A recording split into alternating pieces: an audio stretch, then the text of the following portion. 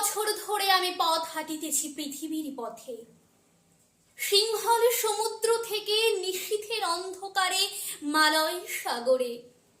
অনেক ঘুরেছি আমি বিম্বিসার অশোকের ধূসর জগতে, সেখানে ছিলাম আমি আরো দূর অন্ধকারে বিদর্ভ নগরে।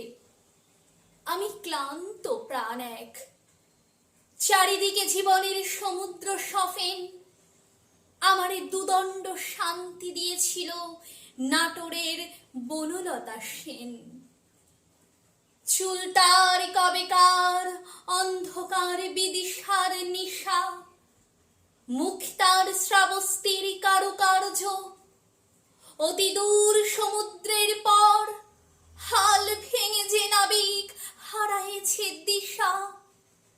সবুজ ঘাসের দেশ যখন সে চোখে দেখে দারুচিনি দ্বীপের ভিতর, তেমনি দেখেছি তারে অন্ধকারে।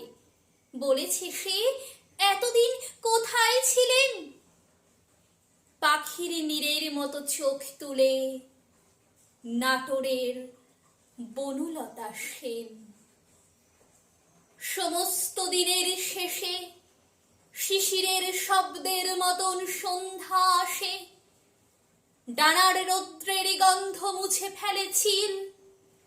পৃথিবীর সব রং নিভে গেলে পাণ্ডুলিপি করে আয়োজন। তখন গল্পের তরে জোনাকির রঙে ঝিলমিল। সব পাখি ঘরে ফিরে, সব নদী ফুরায় এ জীবনের সব লেনদেন। থাকে শুধু অন্ধকার, মুখোমুখি বসিবার বনলতা সেন।